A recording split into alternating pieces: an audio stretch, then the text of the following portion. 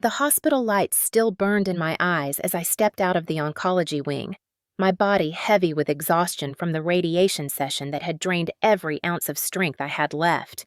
My skin still prickled from the treatment, my legs felt like hollow sticks barely holding me upright, but I kept whispering to myself that it was worth it, that every painful step forward meant another chance at survival. I had clung to hope with the same determination I had carried through every late night at work, every sacrifice, every penny I had saved and invested to secure not just a future, but a future with life still in it. My doctors had been optimistic, cautious yet firm, reminding me that treatment could work if I stayed consistent and if the funding I had so carefully arranged remained intact. That thought was what carried me as I walked out into the cool Boston evening. The sky was streaked with orange and pink colors that usually gave me comfort, but on this day my phone buzzed in my pocket and everything changed. At first, I thought it was a routine update from the hospital billing department. I pulled the phone out, glanced at the notification, and froze in the middle of the sidewalk as the words burned into me. Payment declined. Please contact your provider immediately. My heart thudded in my ears, louder than the city traffic around me. No, that was impossible. I had a dedicated account, nearly $5 million secured for treatment, a combination of the life insurance settlement after Grandpa's passing and the supplemental policy I had invested in for years. That money was untouchable. That money was my lifeline. I ducked into the nearest bench, hands shaking, as I called the billing office. The automated menu dragged on my breath, coming shorter and shorter until finally a representative picked up. I gave my name, my patient ID, my account information. Her voice on the other end was polite, steady, and it shattered my world. Miss Anderson, the account you are referring to has been fully withdrawn. There are no remaining funds. I gripped the phone so tightly it creaked in my hand. That cannot be right. I have documentation. I set up protections. Please check again. I heard the clicking of her keyboard, the shuffle of papers. I am sorry. The withdrawal was processed last week in full, authorized by family members. A father and a mother listed on the account, Richard and Linda Anderson, my own parents. My throat constricted, my body frozen in disbelief. The representative kept speaking, but her words became muffled, distant, as if I were sinking underwater. My parents had emptied the account meant to save my life. The bench beneath me felt like ice. The sounds of the city faded into silence. Images flickered in my mind like broken glass cutting into memory. The countless hours I had spent with lawyers ensuring that fund was locked down for treatment. The day I signed the insurance documents with Grandpa's portrait smiling down at me, his last gift, to make sure I had a fighting chance. The promises I whispered to myself during long nights of nausea and fear that at least I had the money secured to keep going. Gone. All of it gone. My body bent forward as if struck, the phone slipping from my hand onto the pavement. A man walking his dog glanced at me with concern, but I waved him away, clutching my chest, forcing air into my lungs. I pressed redial with trembling fingers. This time I asked the impossible. Where did the money go? Please tell me. The representative hesitated, then admitted that the withdrawal had been transferred into a joint account under my parents' names. The memo line caught my attention like a cruel punch. Vanessa Wedding Fund. My vision blurred, my sister's name seared across my final chance at survival. They had taken $5 million set aside for cancer treatment for the very thing keeping me alive and poured it into a wedding. Not just any wedding. A lavish, self-indulgent spectacle for Vanessa, the daughter who had never worked a day in her life, who had been coddled and praised while I worked myself raw to achieve everything on my own. I pressed the phone against my ear and whispered without even meaning to. They stole my chance to live, just to throw a wedding. The representative asked if I was still on the line. I ended the call. The world tilted around me as I sat frozen on that bench, the neon lights of a nearby pharmacy blinking against the dusk. My breath came in sharp bursts as rage slowly overtook shock. Rage that boiled hotter than the sickness in my blood. Rage that eclipsed the fear of dying. I could almost hear their voices in my head, justifying it, telling me family helps, family telling me Vanessa deserved her dream day. But what about my dream to live? What about the nights I spent vomiting into the sink and still dragging myself to the office the next morning? What about the years of saving and saying no to vacations, no to luxuries, no to anything beyond survival? Did none of that matter? My hands curled into fists. My body trembled not just with sickness but with fury that I had never known before. For the first time since my diagnosis, fear was not the strongest emotion. It was betrayal. Betrayal so sharp it felt like a blade pressed against my ribs. My parents had taken everything from me, everything that kept me alive. The taste of iron filled my mouth as I bit down on my lip, trying to hold back tears. I refused to collapse on that bench. Not here. Not in front of strangers. I stood swayed and caught myself on the cold metal railing nearby. My chest ached. My body screamed for rest, but my mind was already moving. I needed answers. I needed to hear them say it. I needed to look them in the eye and demand why they thought my life was worth less than a wedding cake, a rented hall, a designer dress. I stumbled forward, forcing my feet toward the parking lot, gripping my car keys so tightly they cut into my palm. Each step forward ignited a vow deep inside me. If they thought I was too weak to fight, they were wrong. If they thought I would accept this, they had underestimated me. I was Julia Anderson, and they had just crossed the one line I could never forgive. I was born into a family that looked perfect from the outside, the kind of suburban household people in Boston would nod at approvingly, with a 2-story house, a manicured lawn, and holiday decorations that made neighbors compliment my mother. But perfection has always been a mask, and behind the mask lived years of favoritism, silence, and a constant demand that I make myself small so others could shine. My name is Julia Anderson. I am 27 years old, and I have spent my entire life watching my younger sister Vanessa be crowned as the golden child, while I became the forgotten shadow who worked, sacrificed, and carried responsibilities no one else wanted. When I was 9, I learned the rules of this family. My father, Richard Anderson, a man who built his authority on control and intimidation, never raised his voice at Vanessa, but often directed sharp commands and cold reprimands at me. If Vanessa broke a vase, he said it was just an accident. If I left a textbook on the counter, he scolded me for being careless. When I cried after one of his tirades, my mother, Linda Anderson, would not comfort me. She would simply say that I should not provoke him, that peace in the house depended on my cooperation. Those lessons carved deep grooves into my childhood.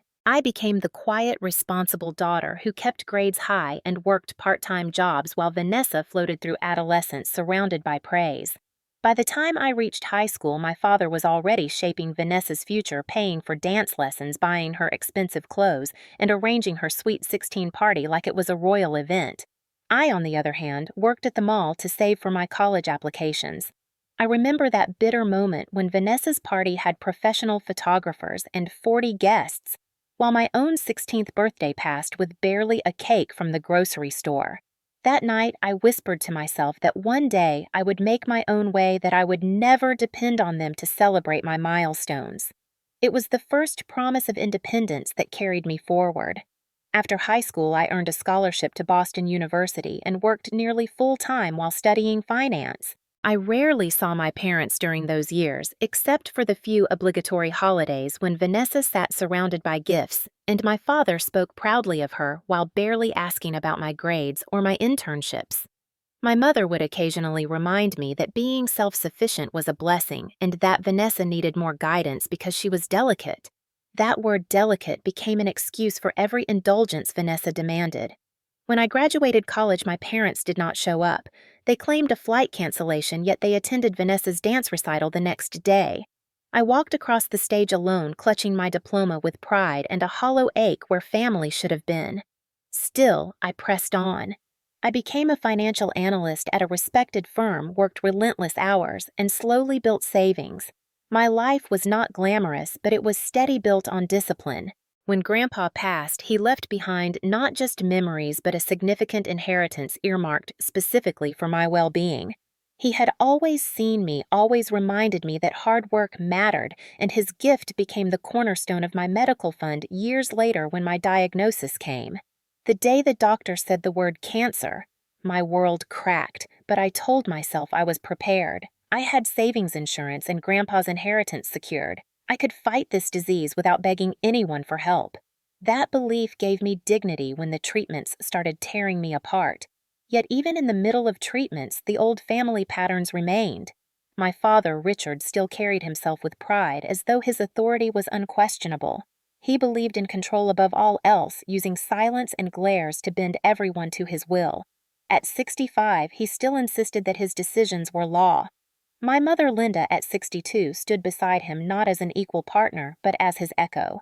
She specialized in gaslighting, telling me I was too sensitive, telling me that Vanessa needed the spotlight, telling me I should not complain when sacrifices were demanded. To her, my needs were negotiable. Vanessa's needs were absolute. And then there was Vanessa herself. At 25, she remained the dependent child who had never paid her own rent, who lived off credit cards and parental support, who believed she deserved luxury because she had always been told she did. She was engaged now to a man just as entitled as she was planning a wedding, not as a ceremony of love, but as a performance of extravagance. Designer dress, imported flowers, a reception hall that cost more than most homes. It was not enough for her to have a simple wedding. It had to be the event of the year, a spectacle to cement her place as the adored daughter. And my parents were ready to fund it no matter the cost. I should have seen it coming. The favoritism that had defined decades of our lives was only escalating.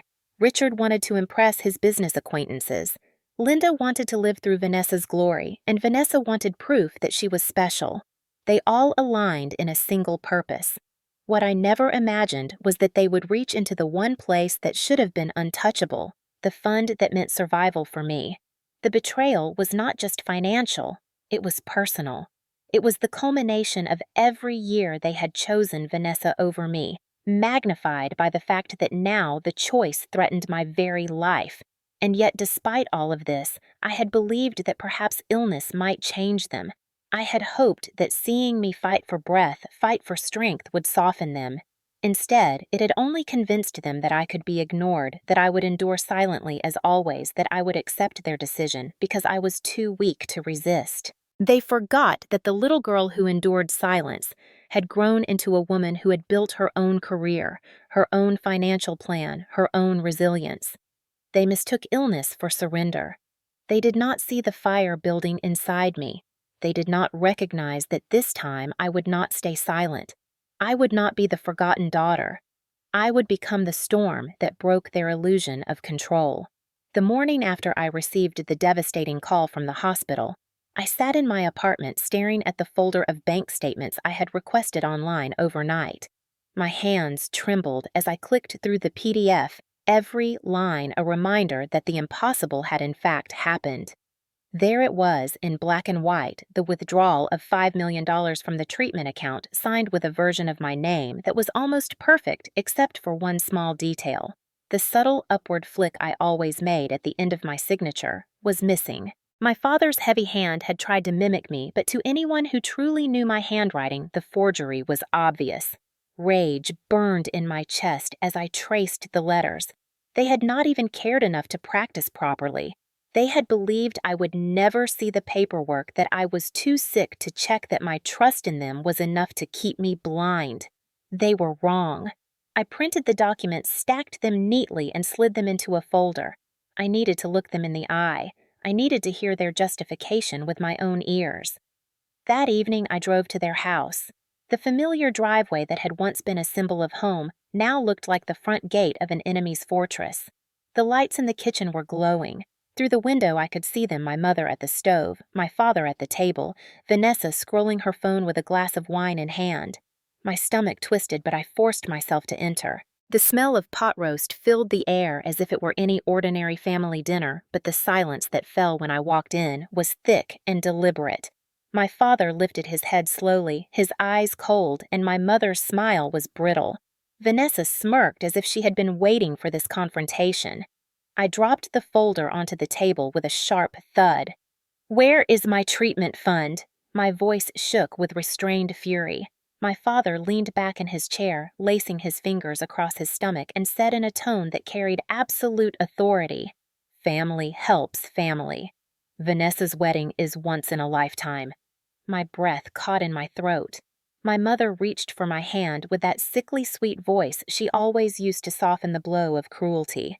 "Julia, dear, do not overreact. You will be fine. Science works miracles every day. But Vanessa only marries once." Her words were poison. I snatched my hand away, my pulse roaring in my ears. My sister straightened her shoulders, flashing the kind of confidence she wore like armor.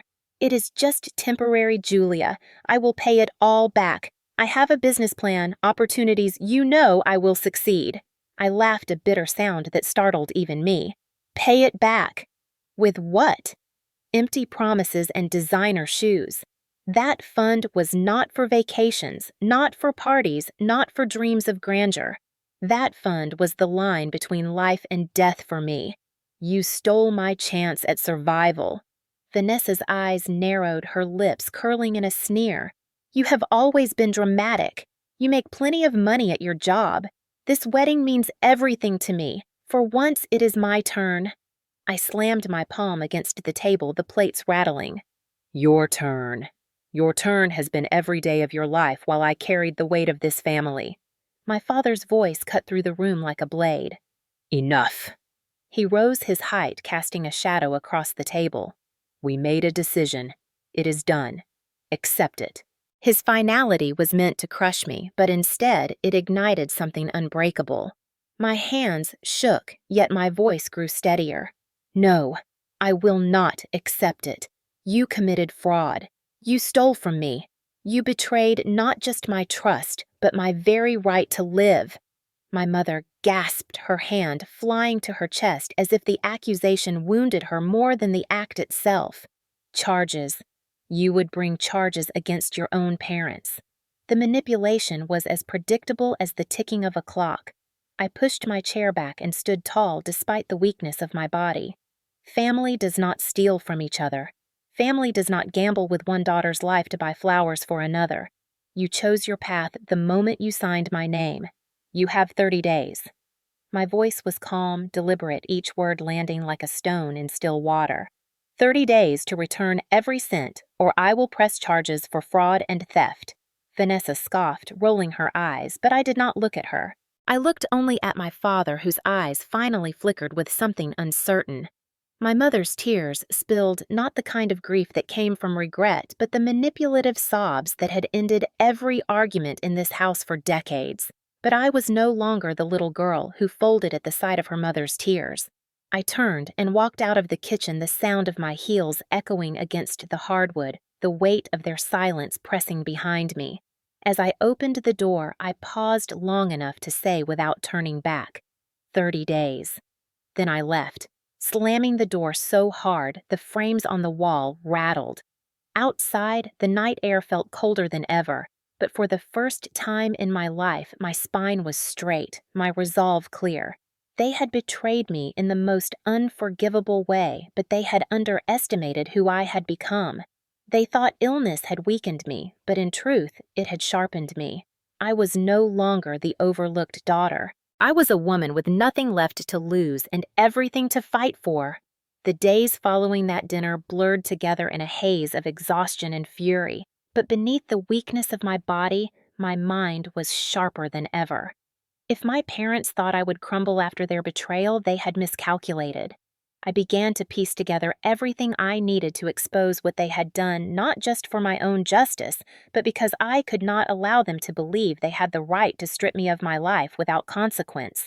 My first step was to secure every piece of financial documentation I could. I logged into the bank portal at dawn the next morning, sipping lukewarm tea while my fingers flew across the keyboard. Every transaction was laid bare, every withdrawal and deposit carefully recorded. I highlighted the $5 million transfer and printed copies, then cross-referenced it with the insurance disbursement paperwork I had signed months earlier. The contrast was clear. My signature on the insurance documents carried the upward curve of my N.A. flourish. Grandpa had always teased me about when I practiced my penmanship as a child. The so-called signature on the withdrawal lacked that curve. It was mechanical clumsy, as though someone had copied without truly knowing. Rage coiled inside me as I studied the forged name, imagining my father's heavy hand pressing that pin, my mother nodding in approval, my sister grinning at the thought of her wedding fund swelling with money meant for my survival. I placed the forged page beside my authentic signature and photographed them together, the first brick in the wall of evidence I was determined to build. But paper alone was not enough. I needed something indisputable, something that would speak louder than tears or accusations.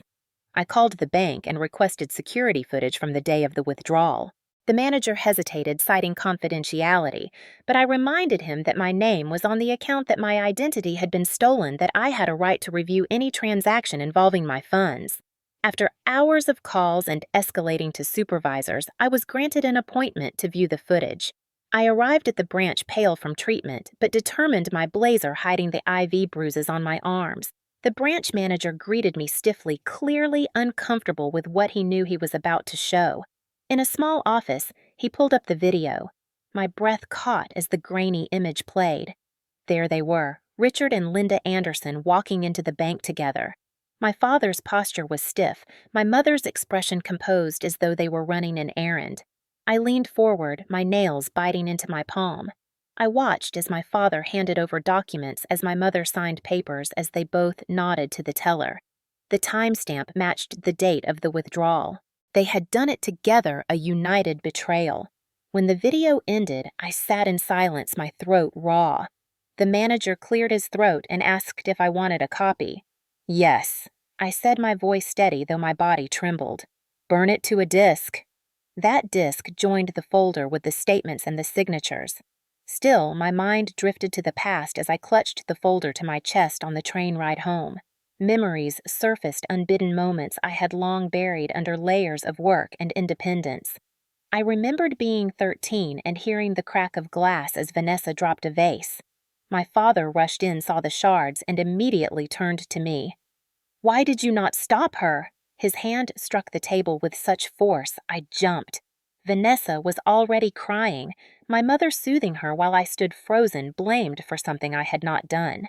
I remembered being 16, working late at the mall to save money. My father picked me up, furious that I was late for dinner, his voice booming that family came first. Yet the next day he drove Vanessa to a party across town and waited patiently until midnight without complaint. I remembered the sting of his silence when I was accepted to college. No congratulations, only a muttered comment about how expensive it would be. Yet he rented a limousine for Vanessa's high school graduation 2 years later. My mother had always played her role in this pattern. She smoothed his anger with soft words, redirected blame onto me, told me I was too sensitive, told me I should be grateful. She said Vanessa needed more, that Vanessa was delicate, that I was strong. That word strong had become their excuse to use me as the family scapegoat, the one who could endure neglect, the one who could survive without recognition. Now, as I watched the video replay in my mind, I realized they had mistaken my strength for permission. They had assumed I would endure even the theft of my very survival fund. But this time, the weight of their favoritism had crossed into criminal territory. I opened the folder again, adding a written timeline of events, noting the day I received the insurance payout, the day the withdrawal was made, the date of my hospital call. I listed the names of every teller and manager involved, every phone call I had made. I created a log, meticulous and detailed the way I would if I were preparing a financial audit. My career had trained me for this. I knew how to track money, how to trace deception, how to prove fraud. My illness had weakened my body, but not my mind. In the days that followed, I also recorded every interaction with my parents. When my mother called to ask if I was coming to Sunday dinner, I placed my phone on speaker and hit record. She said in her honeyed tone that I should let go of my anger, that Vanessa's happiness was worth sacrifice. Her words became evidence. When my father left a voicemail demanding that I stop making threats about charges, I saved the file. His voice thick with authority but laced with fear. That, too, became evidence. I built a case, piece by piece, a fortress of facts and memories and voices that no one could deny. At night, I sat on my couch surrounded by papers, my body aching, my veins sore from treatment, but my eyes alight with purpose. They thought they had taken my dignity along with my money. They thought they had silenced me. Instead, they had awakened a part of me that refused to die quietly. I would not only fight for my life with medicine, I would fight for justice with truth. And when the moment came, I would lay every piece of evidence before them, stripping away their lies until all that remained was the naked betrayal they could no longer disguise. The weight of evidence I had gathered steadied me, but even with documents, recordings, and video proof, I knew I could not wage this battle entirely on my own. My body was weakened by treatments, my energy stretched thin between survival and pursuit of justice. I needed allies not only to support me physically, but to validate my story when my family inevitably tried to twist the narrative as they had always done. The first ally came in the form of Dr. Samuel Carter, my oncologist, a man whose quiet compassion had carried me through many nights of despair. He had seen me arrive pale and shaking for appointments, still dressed in professional clothes, because I came straight from the office refusing to surrender my work, even as illness drained me. When I told him about the theft, his jaw tightened, his usually calm eyes burning with outrage. "Julia," he said firmly, "this fund was not a luxury. It was medically necessary. Without it, your treatment plan is jeopardized. That is not only unethical, but dangerous." He promised to document every instance of how the missing money directly impacted my care. His medical notes and testimony could become a critical piece of evidence should this go to court. He also insisted I lean on support systems rather than attempting to carry everything alone. For once, I listened. My second ally was Rachel Myers, a friend from my university days. We had once been roommates, two ambitious young women working endless hours and sharing late-night ramen while we dreamed about careers. After graduation, Rachel had gone to law school focusing on cases of financial abuse and fraud after surviving her own family's betrayal. When I called her, my voice raw with anger and shame, she did not hesitate. "Julia, you are not alone in this. Families can cut deeper than strangers, but the law is clear. Fraud is fraud."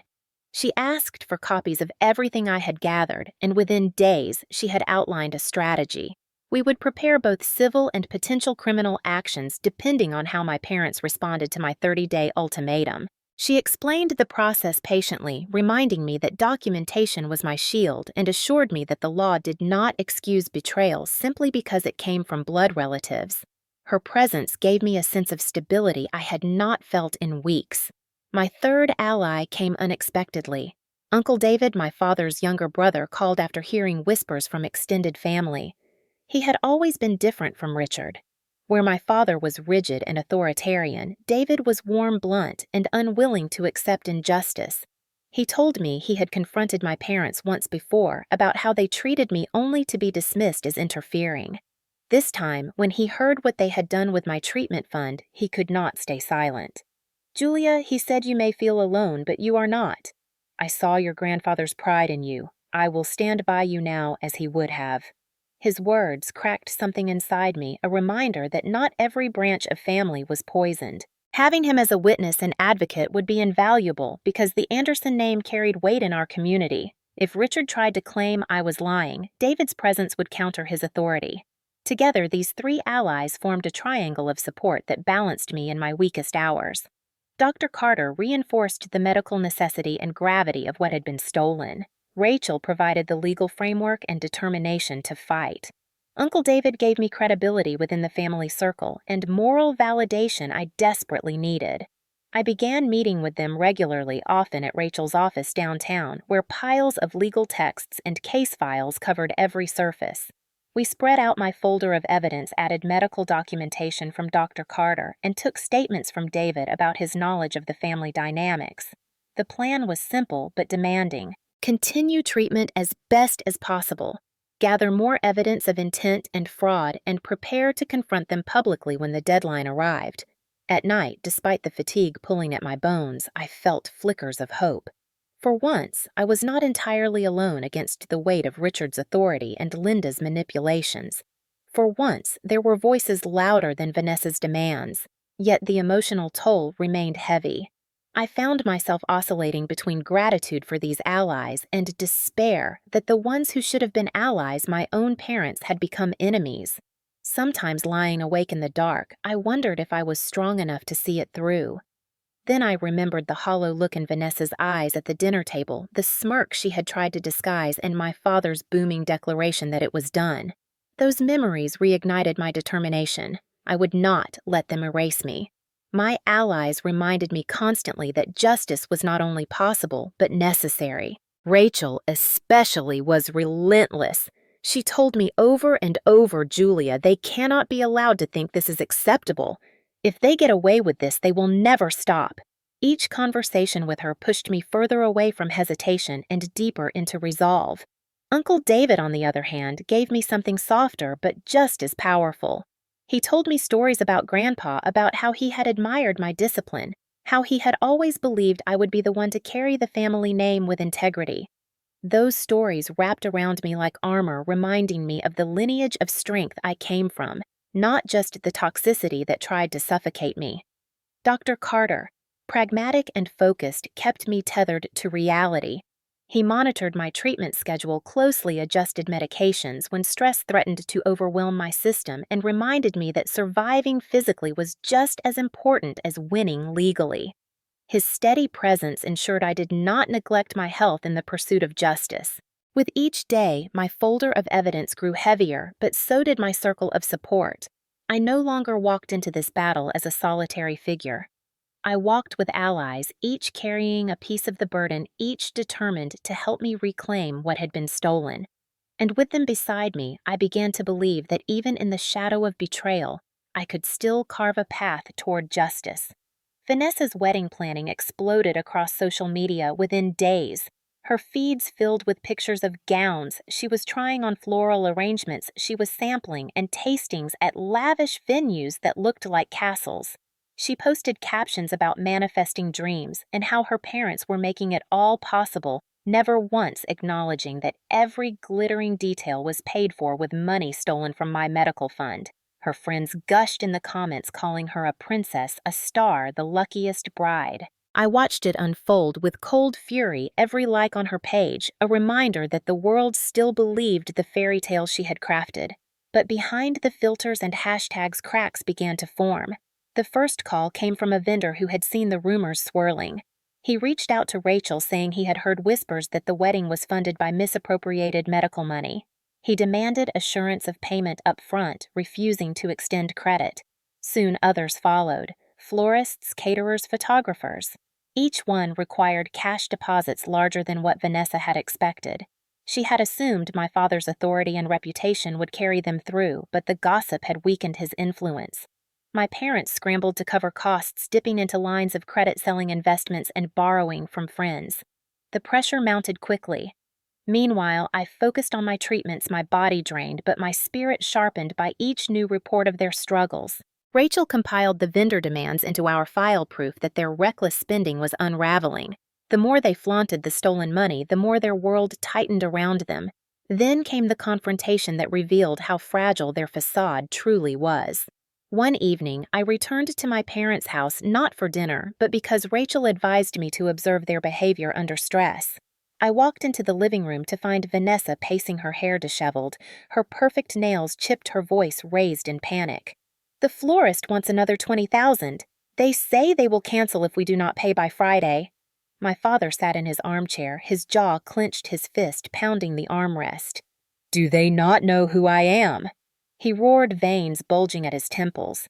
He slammed his hand down so hard the lamp rattled. My mother wrung her hands, trying to calm him, murmuring that it would work out, that they could ask the bank for another extension. I stood silently in the doorway, watching the storm unfold, my phone recording every word. Vanessa turned on me like a viper the moment she noticed me. "This is your fault. You spread those rumors. You poisoned everyone against me." My laugh was bitter sharp. "I did not need to spread rumors. The truth speaks for itself." She lunged forward, her eyes blazing, but my father blocked her with one arm. His face turned to me, fury radiating from him. "Enough of this performance, Julia.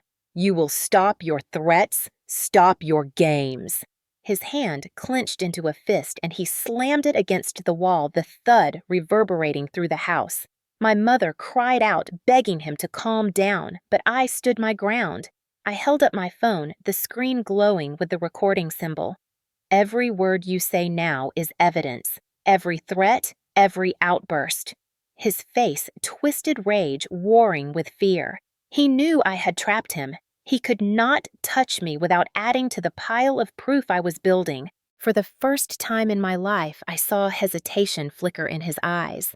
Vanessa stomped her foot like a child denied a toy, her voice cracking as she shouted that she deserved her dream wedding that she had been promised. My mother sobbed quietly, whispering that family sacrifices were necessary, her voice trembling with the weight of disbelief that her excuses no longer soothed me.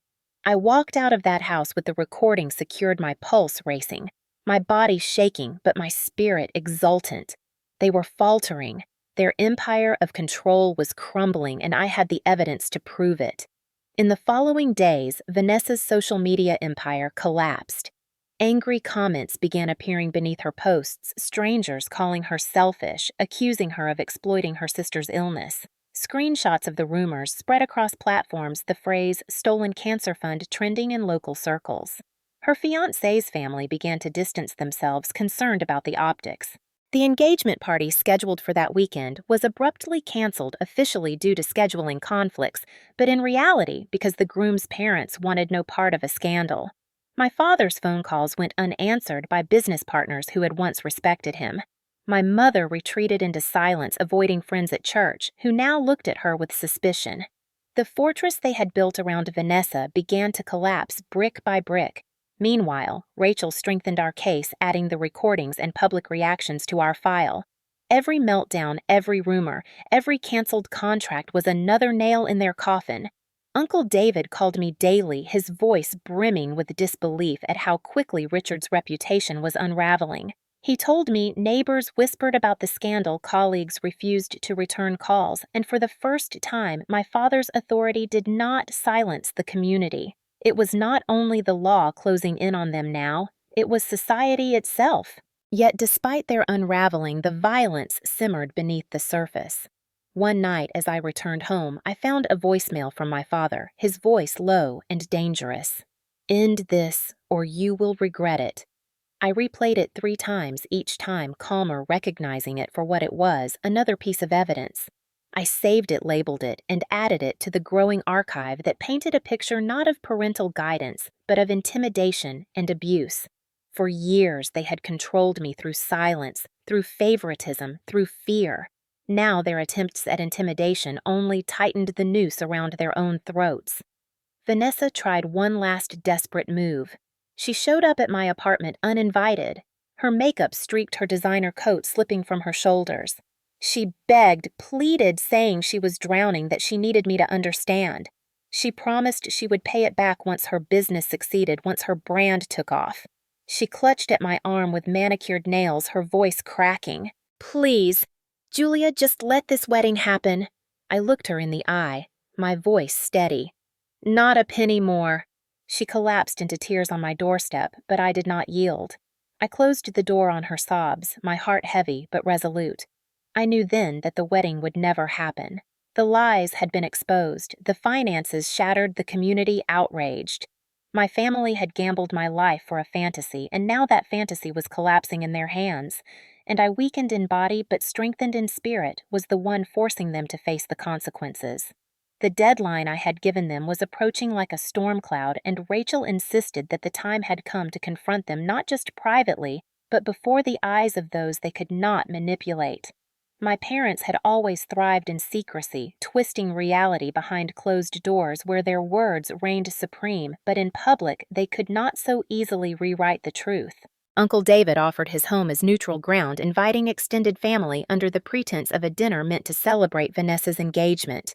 When the evening arrived, I walked in carrying the heavy leather folder that had grown thicker with every piece of evidence.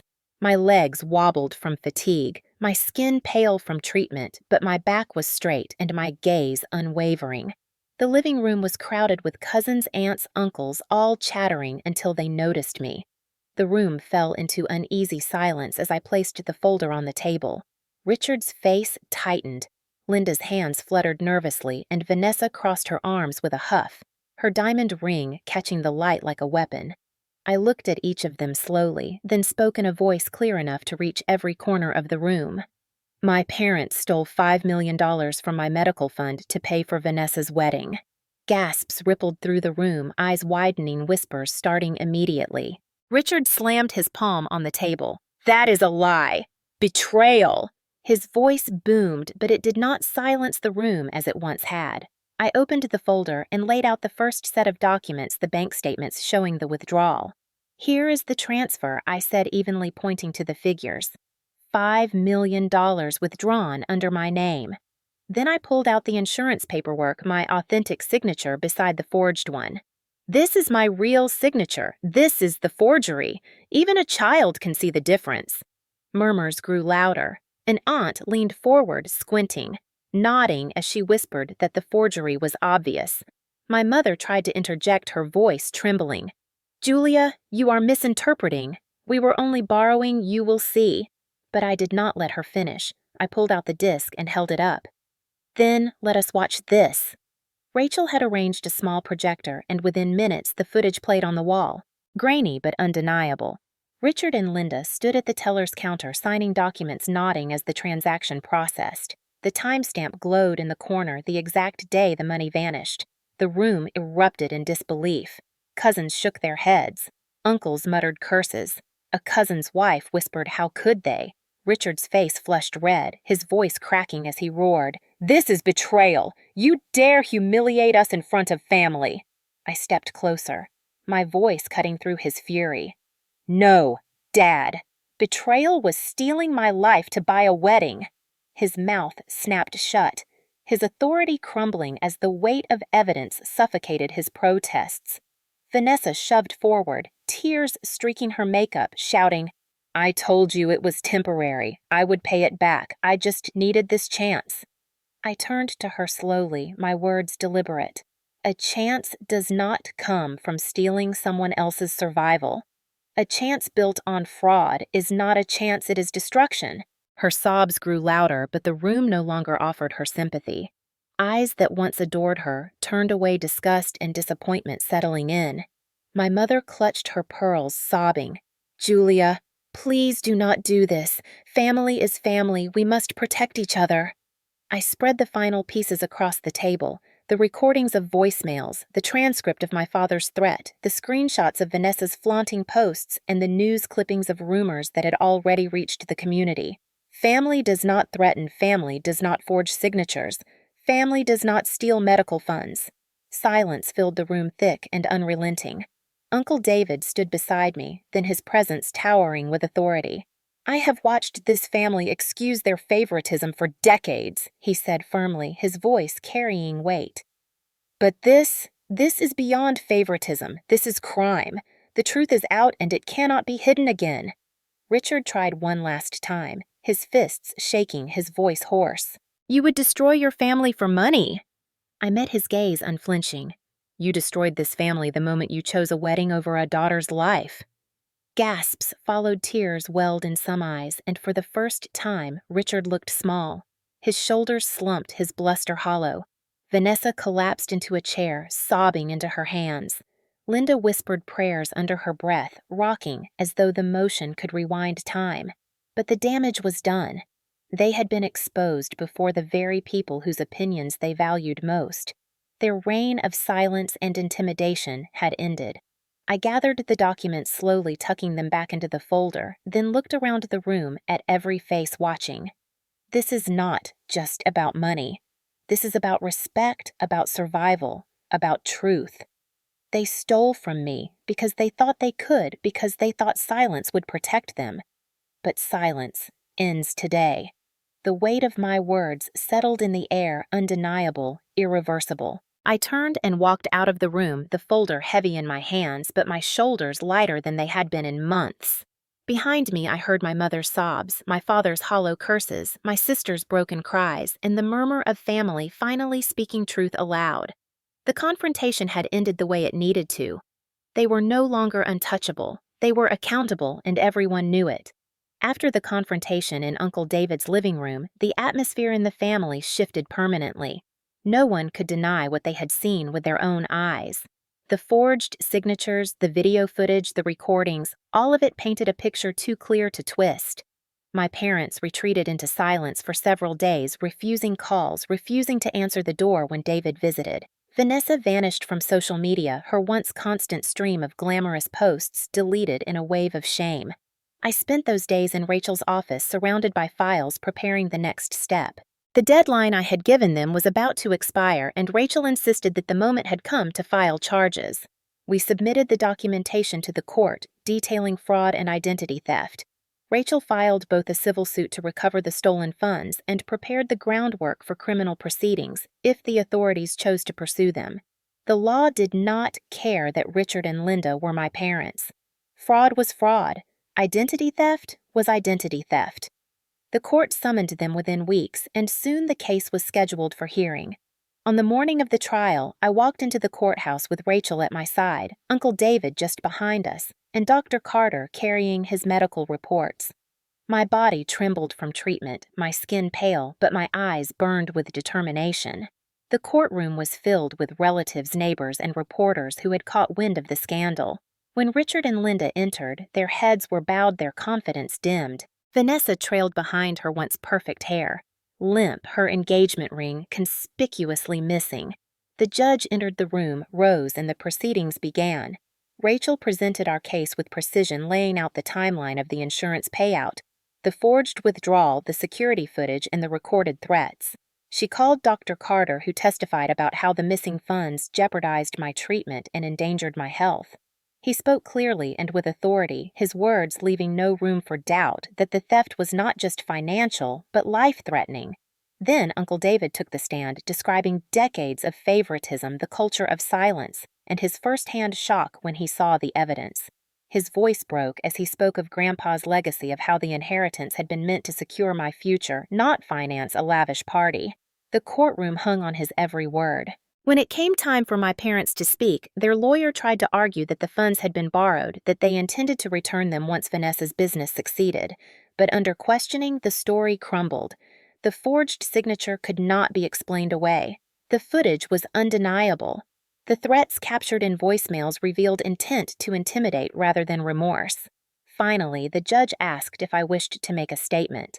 I rose, gripping the table to steady myself, and spoke with the clarity of someone who had lived too long in silence. This was not borrowing. This was theft. My parents did not just take money. They took my right to fight for life on my own terms. They told me family helps family, but true family does not steal survival for vanity. They told me not to overreact, but how can one not react when the very people meant to protect you decide you are expendable? I will not be silenced. The courtroom was still, every word echoing in the air. The judge's gavel fell hours later with the verdict. Richard and Linda were found guilty of fraud and identity theft. The sentence was suspended imprisonment combined with probation due to age and health, but restitution was mandatory. They were ordered to repay the full $5 million plus damages and legal costs. Vanessa was required to return any assets purchased with the stolen funds, and the wedding contracts were voided. The ruling was clear. They had stolen, and they were now responsible for restoring what they had taken. Relief washed over me, not because the money would return quickly, but because the truth had been acknowledged in the one place my parents could not manipulate a court of law. Reporters swarmed outside, shouting questions, flashing cameras. Headlines the next day screamed, "Parents stole cancer fund, ordered to repay." The story spread through the community, igniting outrage and pity. For once, I was not the quiet daughter in the shadows. I was the woman whose truth had been vindicated, but the consequences for my family were just beginning. Richard's reputation as a respected businessman collapsed. Partners withdrew, contracts dissolved, and the family name that once commanded respect became a cautionary tale whispered in disgust. Linda was asked to step down from community committees, her social circle evaporating overnight. Vanessa's engagement officially ended, her fiancé releasing a statement that he could not associate with deceit. She was left with debts, no business, and no groom.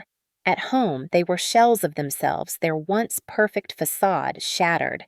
Uncle David told me he had never seen Richard so diminished, sitting at the kitchen table staring at unpaid bills, his hands shaking as he realized the reality of restitution.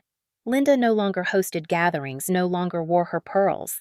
She avoided eye contact in public, unable to bear the judgment. Vanessa moved into a small apartment stripped of luxuries, her once adoring friends gone silent. And me, though still fighting illness, felt something shift in my chest. For the first time, I was not powerless. The court had given me not just legal victory, but validation. They could no longer dismiss me as dramatic or selfish. The record showed the truth, and the truth carried weight. Rachel reminded me often that restitution would be slow, that financial recovery would take time, but the principle had been won. Justice had been served. I sat in my apartment one evening staring at the court documents and let the tears finally fall. They were not tears of defeat, but of release. I had carried the burden of their betrayal for too long, and now the law had taken part of that burden from my shoulders. The consequences were theirs to bear, not mine. The chapter of silence had ended. The chapter of accountability had begun. The weeks after the verdict felt like a strange dream, a mixture of fragile recovery and fierce vindication. My treatments continued each session, leaving me exhausted, but this time I walked into the hospital with my head high, knowing that the stolen money was being returned piece by piece through the court-ordered restitution. The stress that had weighed on me like a second illness began to ease. Yet even as I healed, the world outside was not so forgiving toward my parents and sister. The local newspaper ran the story on its front page. Parents steal $5 million from daughter's cancer fund. Community shocked. The article spread across networks picked up by online outlets discussed on radio shows. The image of Richard and Linda leaving the courthouse with their heads bowed was shared thousands of times, each caption filled with outrage. Strangers sent me messages of support, some sharing their own stories of family betrayal, others simply offering prayers. For the first time, I felt seen not as the invisible daughter, but as someone whose fight mattered. Meanwhile, my parents became pariahs in their own neighborhood. Neighbors who once waved now turned away. Invitations to community events vanished. Linda stopped attending church after whispers followed her through the pews. Richard's business crumbled, clients withdrawing contracts, former partners refusing to answer his calls. The empire of respect he had built for decades dissolved in weeks. Vanessa suffered even more publicly. Her canceled wedding became a spectacle, gossip columns highlighting the irony of a bride whose dream day was built on stolen money. The fiancé who had once flaunted their love erased her from his life completely. She posted one desperate video online claiming she had only wanted to make her family proud, but the comments were merciless, selfish, entitled, heartless. She deleted her account within days, retreating into obscurity. For me, this was not mere revenge. It was the public acknowledgement that truth had power. My parents had tried to bury me under silence, but now the entire community knew their crime. They could not escape it. They could not rewrite it. Each headline was another nail in the coffin of their carefully curated image. Yet revenge alone was not enough. I needed to rebuild myself. With part of the restitution funds already returned, I resumed treatments without fear of interruption. Dr. Carter monitored my progress closely, encouraging me each time my blood counts improved. My body was battered, but fighting, and with each passing week, I felt stronger.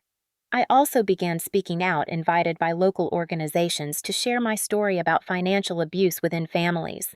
Standing on small stages in community centers, I told audiences of parents, grandparents, and young adults what had happened, warning them about the dangers of blind trust and the importance of legal protections. The applause at the end of those talks was not just polite, it was cathartic. People cried, people hugged me, people told me I had given them courage to set boundaries. This was the public revenge my parents never anticipated. Not shouting or screaming, but using their betrayal as a platform to empower others. Meanwhile, the ripple effects of their disgrace grew. A national television program requested an interview, and with Rachel's guidance, I accepted. Sitting under the bright lights, I recounted the story, calmly showing documents, and explaining how favoritism had escalated into theft. The segment aired across the country, sparking debates about family loyalty and accountability. Viewers flooded social media with outrage demanding harsher penalties for such crimes. My parents' names were now synonymous with betrayal, a cautionary tale repeated in households far beyond Boston. Vanessa could not escape the fallout either. Employers refused to hire her once they realized who she was, her resume overshadowed by scandal. She tried launching an online business, but customers boycotted her reviews mocking her entitlement. She was forced to sell jewelry handbags, even the car my parents had bought her, just to cover basic living expenses. The once adored golden child was now a symbol of disgrace. Uncle David told me he saw Richard at the grocery store one afternoon. Shoulders slumped, eyes hollow as people whispered around him. The mighty patriarch had become a man carrying the weight of his own decisions. Linda no longer wore her pearls, no longer hosted dinners. She lived in the shadows of regret, though whether it was regret for her actions or regret for being exposed, I could never know. Each report of their decline filled me not with glee, but with a sense of balance. The scales had finally tipped. They had gambled my life for vanity, and now they were paying the price in public shame. Still, I never allowed myself to forget the core truth. I had survived not just because restitution was ordered, but because I had chosen to fight. That knowledge gave me strength as I continued treatments, as I spoke at events, as I walked through the city, no longer invisible. My revenge was not about destroying them. It was about reclaiming me, about showing the world that even when family betrays you at your weakest, you can rise and demand respect. The day I rang the hospital bell marking the end of my treatment cycle, nurses clapped and hugged me. Tears streamed down my face as I whispered that this victory was not just medical. It was spiritual. I had refused to let their theft define my ending. Instead, I had turned it into a beginning. As I walked out of the hospital that afternoon, the sun warm on my skin, I pulled out my phone and saw yet another headline: Vanessa Anderson spotted working retail job after scandal. I stared at it for a long moment, then tucked the phone away. The world could judge them as it pleased. I had no need to add more. My revenge was complete, my dignity restored, my life reclaimed. 1 year after the storm began, I found myself standing at the threshold of a life I had not dared to imagine when I first heard the words, "payment declined." The court battle was behind me, the restitution plan in motion, and my treatments finally showing progress. My body was leaner scarred by months of medication, yet stronger than before. My spirit was no longer tethered by silence or fear. I had walked through betrayal, through public scandal, and emerged with something more powerful than money. I had emerged with truth and boundaries that could no longer be erased. As I drove my modest sedan through Boston toward the cemetery where Grandpa rested, the autumn leaves swirled across the windshield, painting the world in gold and crimson. I parked, stepped out, and carried a small bouquet of lilies, his favorite. The air was crisp, sharp enough to sting my lungs, but I breathed deeply, feeling alive in a way that went beyond medicine. I knelt by his grave and placed the flowers gently, my voice barely above a whisper. "Grandpa, they stole the money you left me, but I fought back. I took back not just the funds, but my dignity." I paused, the silence of the cemetery wrapping around me, then continued. "You always told me strength was not about how much we could endure quietly, but how loudly we could stand when it mattered. I finally understand." My eyes burned, but the tears that slipped down were not of grief. They were of release. I left the cemetery with a heart lighter than it had been in years. Life did not suddenly become easy, but it became authentic. At work, my colleagues treated me with renewed respect, no longer pitying the quiet woman with a hidden illness, but admiring the fighter who had stood against her own blood. My boss offered me flexibility. My coworkers rallied to support charity projects I initiated, and I discovered that leadership did not come from titles, but from courage. Outside of work, I began channeling my energy into something bigger. With Rachel's help, I established the Anderson Patient Protection Fund, a nonprofit dedicated to helping patients safeguard their medical resources from exploitation. It was ironic that it carried the family name, but I wanted to reclaim that name to tie it to integrity rather than deceit. Donations poured in, especially after my televised interview. Survivors of financial abuse reached out thanking me for giving them a voice. We began offering free workshops on legal protections, teaching people how to set up accounts that could not be touched by relatives, how to recognize manipulation early, how to say no even when pressured by those they loved. Standing in front of those audiences, watching their faces light with recognition, I felt a fulfillment deeper than any corporate success. This was purpose.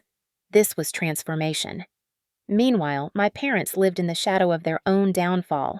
Richard had taken a night shift job at a warehouse the once commanding patriarch reduced to physical labor his body could barely manage. Linda sold heirlooms piece by piece, her hands trembling as she parted with jewelry that had once symbolized her pride. Vanessa lived in a cramped apartment working retail, her face tired without the layers of makeup and luxury she once flaunted. She called me once, her voice subdued, asking if we could meet. Against Rachel's advice, I agreed, choosing a coffee shop in a quiet neighborhood. When I walked in, she was already there. No designer labels, no diamonds, just a plain sweater and chipped nails. She looked up with eyes red from crying. "Julia, I was wrong," she said before I even sat down. "Not just about the money, about everything. I was selfish, entitled, blind to what you endured. I am sorry." Her voice cracked, and for the first time in my life, she sounded sincere. I studied her, remembering the countless times she had been excused, the years of favoritism, the cruelty of her indifference while I sacrificed. My chest tightened, but I answered calmly. "Words are easy, Vanessa. Actions matter." She nodded quickly, pulling out a notebook filled with scribbles of budgets and repayment schedules. "I am working to repay my share. It will take years, but I want to do it. I want to prove I can stand on my own." I left that meeting not with forgiveness, but with a cautious hope that perhaps she could change. Not for me, but for herself. My parents never reached out directly. The last time I saw them was at another court review of the restitution plan. Richard's back was stooped, Linda's hair streaked gray. They looked at me, but said nothing. In that silence, I found clarity. Some relationships cannot be repaired, but boundaries can protect what remains of your spirit. I did not hate them anymore. Hate required energy I refused to give. Instead, I carried them as lessons carved deep into my history, reminders of what silence breeds and what truth demands. On the anniversary of the verdict, Uncle David invited me to a family reunion at his home. At first, I hesitated, wary of old patterns, but then I realized this was not about Richard or Linda. This was about reclaiming family that had stood by me. When I arrived, the backyard was filled with cousins and children playing. The smell of barbecue floated in the air, laughter mingled with music. David greeted me with a hug, his weathered hand gripping my shoulder. "Your grandfather would be proud," he said softly. During the gathering, Aunt Patricia, once quick to excuse my parents, approached me hesitantly. Her voice wavered as she admitted I was wrong. "I thought you were exaggerating, but now I see." I nodded politely, not offering comfort, simply acknowledging the shift. Throughout the evening, cousins came to me with words of respect, thanking me for standing up when they had been too afraid to challenge Richard's dominance. I realized then that my fight had rippled beyond my own survival. It had shifted the family dynamic itself. The silence was broken. Months later, I stood at the front of a classroom filled with young women, teaching them how to manage finances, how to establish legal protections, how to demand respect in the face of manipulation. One girl named Melissa lingered after class, her eyes wide as she looked at me. "My dad's tools were sold after the divorce to pay for my sister's lessons," she whispered. "I feel like my dreams were never considered." I placed a hand on her shoulder and smiled gently. "Dreams need protecting, and so do you." Her eyes filled with hope, and I realized that every scar I carried was being transformed into a lesson for someone else. That was the ultimate revenge, not their downfall, but my ability to rise and help others rise with me. One evening, I sat on my balcony, the city lights glowing, the sound of distant traffic humming. I held a letter from the nonprofit's first beneficiary, a woman whose husband had tried to seize her medical settlement. Because of our fund, she had secured legal help and won her case. She thanked me for giving her the strength to fight. Tears filled my eyes as I folded the letter carefully. This was the legacy I wanted, not the legacy of silence and favoritism, but of empowerment. My transformation was not just about survival, it was about turning betrayal into fuel pain into purpose. I still carried the scars of illness, the weight of treatments, but I also carried strength forged in the fire of injustice. My parents had stolen money, but in their theft, they had given me something they never intended. They had given me clarity. They had forced me to see the power of my own voice. As I closed my eyes that night, I whispered to myself the words that had carried me from the beginning. I will not be silenced. And for the first time, those words did not feel like a battle cry. They felt like peace.